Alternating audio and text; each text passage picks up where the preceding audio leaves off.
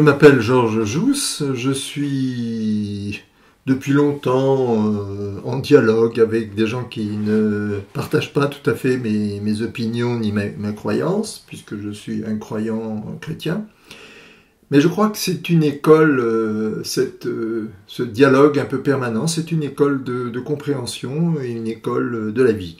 Alors, en quelques mots, comment je verrai le monde pour demain?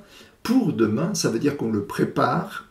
Eh bien, je pense que la première chose qu'on souhaite tous, c'est la paix. La paix entre les pays, la paix entre les hommes, la paix avec la nature. En fait, tous nous espérons qu'il sera peut-être possible de vivre ainsi dans la paix. Quelles sont les conditions pour vivre dans la paix? Voilà, c'est la première question que je viens me poser. Je me dis, la première question, c'est de savoir, la première manière, c'est de savoir écouter. Parce que nous sommes tellement différents les uns des autres. Nous avons des perceptions, des compréhensions du monde, des explications qui sont tellement différentes qu'elles peuvent faire l'objet d'un combat permanent. Alors là, on est loin de la paix. Ou bien, et à quelles conditions peuvent-elles devenir des moments privilégiés pour construire le monde de demain, pour vivre la paix? Alors je pense que la première condition, c'est de savoir écouter. Écouter l'autre dans sa différence. C'est pas seulement le tolérer. Le tolérer, ça veut dire rester à côté et rien dire, en gros.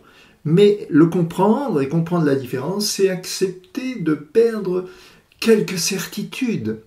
C'est accepter de chercher une vérité qui n'est pas possédée, qui est une création en marche. Regarder l'autre dans sa différence, c'est l'écouter profondément, c'est se transformer en s'enrichissant.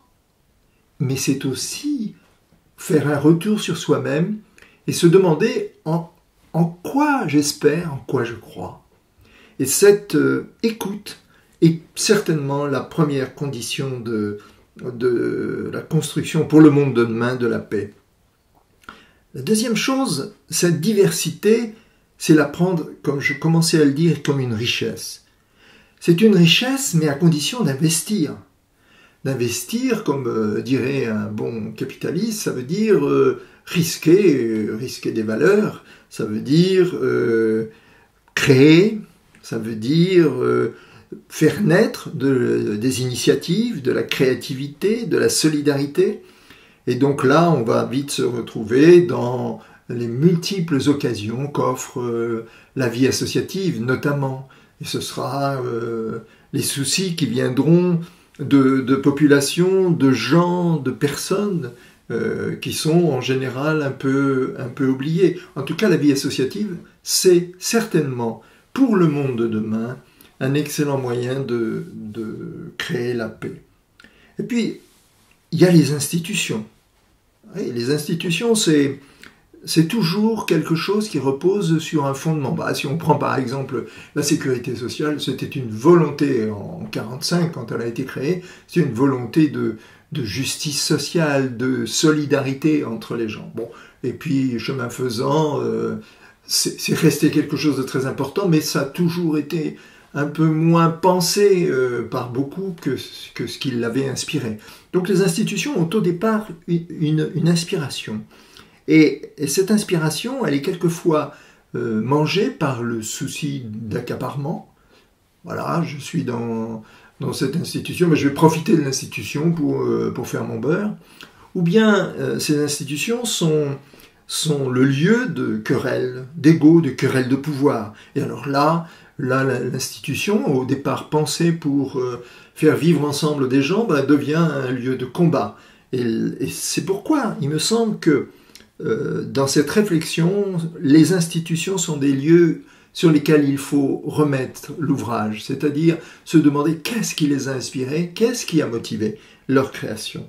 Et à ce moment-là, on s'aperçoit qu'en général, c'est une vision de l'homme, c'est une pensée sur la solidarité, c'est une manière de s'entraider, de vivre ensemble. Les institutions ont donc besoin d'être revisitées pour dépasser régulièrement les querelles de pouvoir, les querelles d'ego. Et afin de retrouver tous ceux pour qui sont créées ces institutions, c'est-à-dire en général pour les gens qui sont oubliés, pour les gens qui sont loin et en dehors du développement international.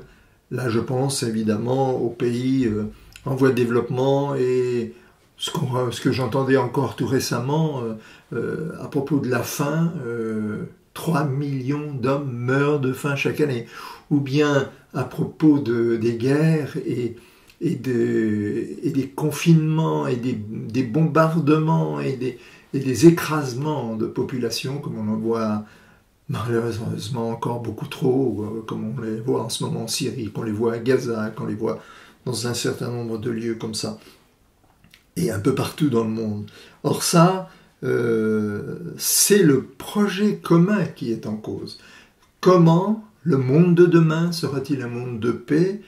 Il le sera si l'ensemble des personnes, des institutions, des associations se mettent en route pour créer de nouvelles initiatives, pour chercher d'autres réponses. Je pense particulièrement, par exemple, à tous ces jeunes des cités qui sont un peu livrés à eux-mêmes, largués par l'école, et qui ont besoin tout simplement qu'on leur redonne confiance dans l'avenir. Et pour redonner confiance dans l'avenir, il faut prendre des initiatives. Et ces initiatives, c'est en général suppléer à tous les manques aujourd'hui, c'est-à-dire recréer de la compétence, c'est-à-dire en redonnant de la confiance en soi. Ça veut dire investir des gens qui soient des pédagogues et qui aient ensemble un projet d'aider cette jeunesse.